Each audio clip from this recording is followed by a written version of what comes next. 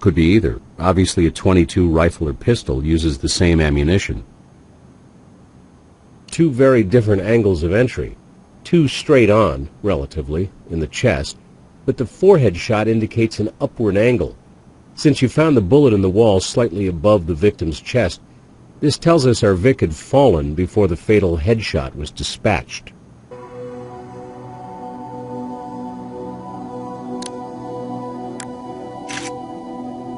This is recent bruising within an hour or two of death, revealing a clear knuckled outline with a strange pattern. A ring, perhaps.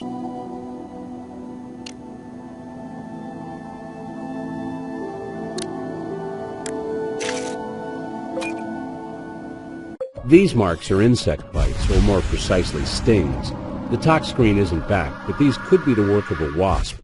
He was lucky to avoid infection, if indeed any murder victim can be called lucky.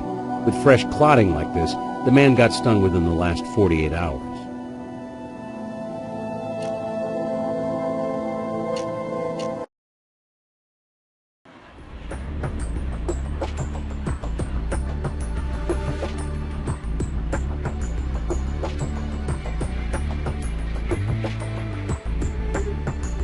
Oh yeah, so loud. You couldn't hear yourself think, even from a distance.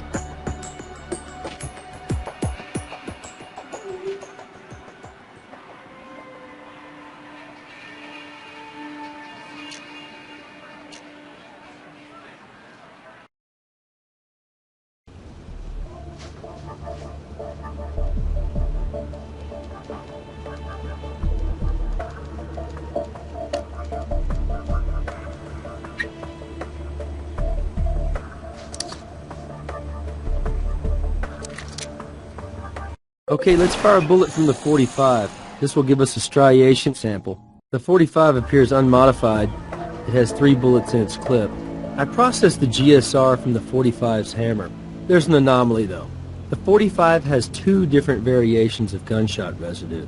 One matches the 45, but the second is from some other bullet. I ran the serial number through Firearms Registration Database, and the computer tells us this isn't a gun club gun. It was owned and registered to our victim.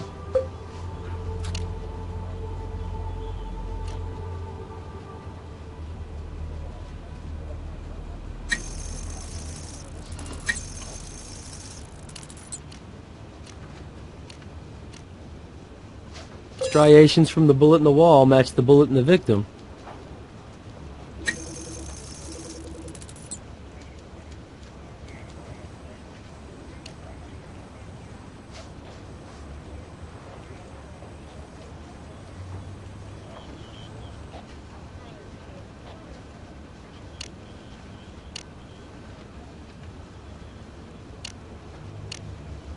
We've done all we can do with that item.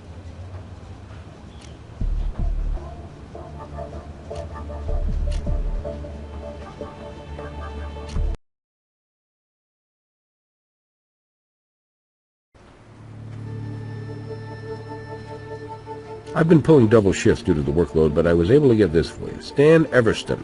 No priors, much less convictions. Pretty well off. At least enough so to live in Beverly Hills, CA. Wife's been at home all week with their newborn son. The late Mr. Everston was executive producer at LZP Entertainment.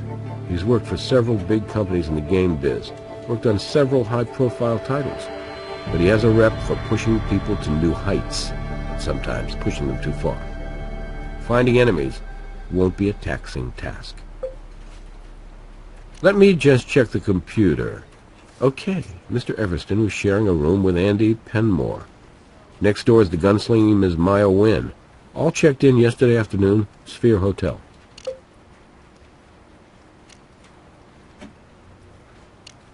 We have a very angry lady who likes to hold guns. And she also has GSR in her hands that matches the GSR on the Vic? Yeah, let's bring her in for questioning.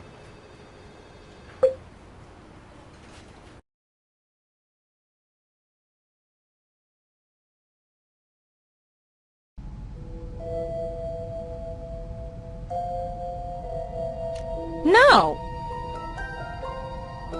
I'm the one who rented the thing. Why wouldn't my prints be on them? We were at a firing range and, keep this to yourself, but I overslept after partying last night and skipped my shower. I created a team-building exercise to boost morale to blow off steam. It was also part of our marketing position, how we put realism into the game. It was a photo op. We had our pictures taken while firing guns for sending out to the media. It was our core team, me, Stan, and Andy, plus Craig. Stan invited him too, at Andy's insistence. I guess it was old loyalty to a founding member. Couple of them. I kinda dig handguns, and they look good on me. Ever seen those Hong Kong action movies? Chicks with guns?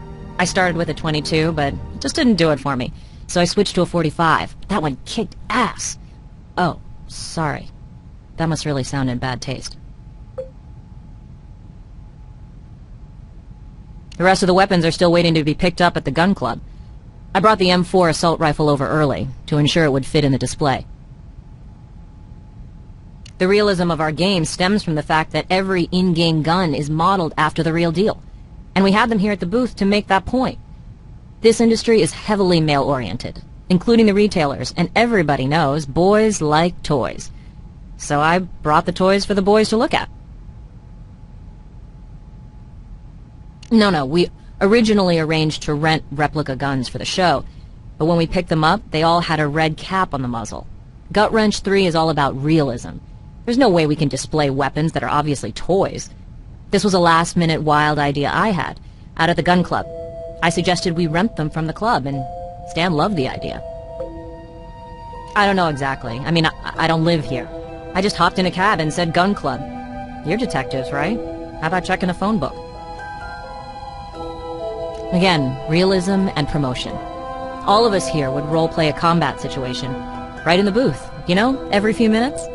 Which is why I'm dressed for action, and sadly, Stan is too. I don't understand.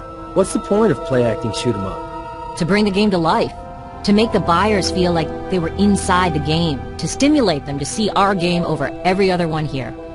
Listen, a trade show is a kind of carnival, and this was effective. And yes, it was my idea. And hey, I'd have gone farther with it if I could. I wanted to fire off blanks, but the fire marshal nixed it. Too unsafe. So you had no form of live ammunition in your play-acting? Nothing. Yeah, he was. Not for real, of course. But his role was to take the hit, yes, and I was the shooter. We rehearsed it a couple times right before I left last night. I just point the empty gun at him, timing it to the demo, and mime to the game sound effects. We rented the weapons from the gun club. I have no idea if they were modified or not. I didn't purchase any ammo. They were for show only. Stan couldn't see renting a .45 automatic when he just bought one. Sure, it was real. Hadn't been modified for safety, but hey, it was unloaded. And it's not like somebody would be walking around the trade show with a pocket full of bullets. Yesterday that sounded more reasonable, I admit. Well, he said he bought it for the company. It's the first weapon the art and sound staff used as reference. Andy thought he could program the game more realistically if he was familiar with the weapon, with its physics, as Andy put it. As I said, we are all about realism. The game has to be convincing.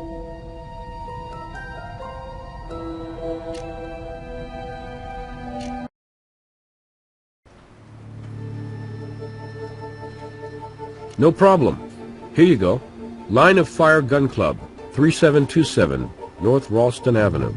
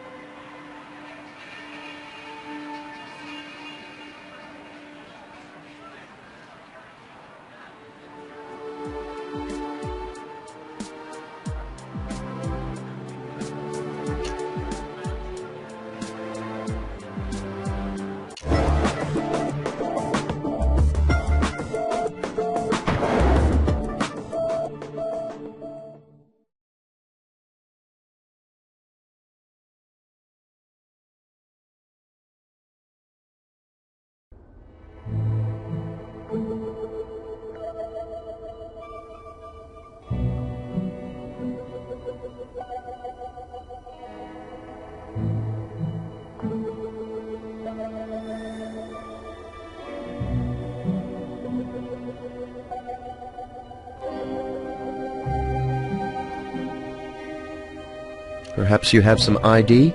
We're with the Las Vegas Crime Lab. We have a few questions. Yes, I'm Andy Penmore. Is this about Stan? He never came home last night, but then this is Las Vegas. I'm afraid Mr. Everston is dead. Is this some kind of weird joke? Craig behind this, maybe? Or Maya? More of her off-the-wall publicity? I've been up all night slaving over some final tweaks Stan wants, and I'm in no mood for practical jokes. No joke. He's dead. Murdered. In your demo booth. No. He was shot 3 times, Mr. Penmore. That's why we're here. Oh my God. This is real. Really? Stan's my friend. He can't... We were just together last night, so... My God. This is no game. This is real, Mr. Penmore.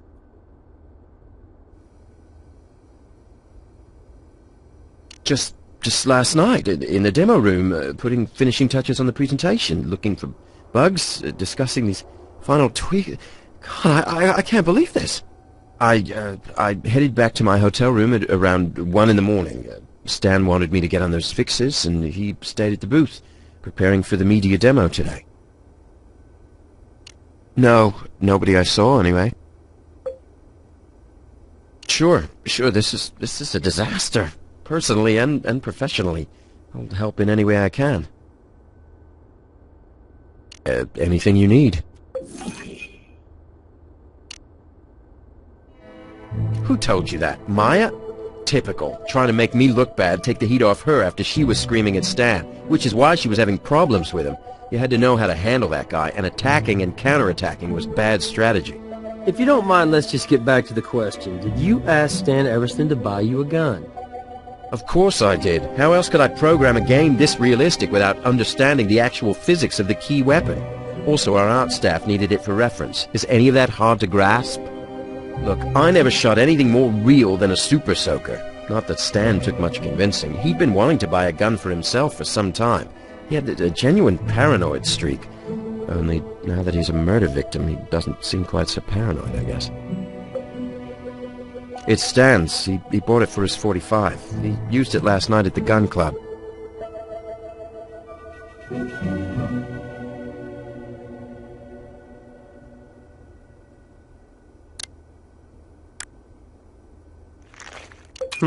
Vic had a cell number, but we didn't recover a phone from the body. Did the killer lift it for some reason?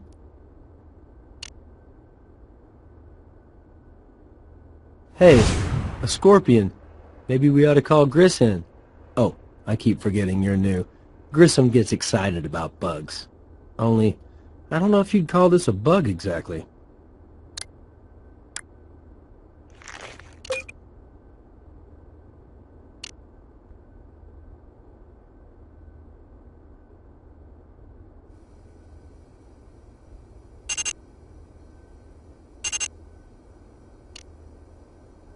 Hey, that's Fuzzy and Bill from that T-shirt we found. Looks like they've also been killed. Their video game got the axe. Looks like a number of hardcore fans were pretty teed off.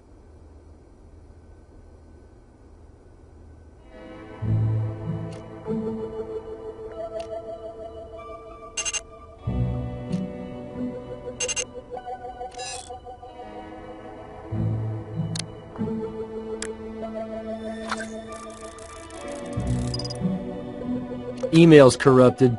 A virus, maybe?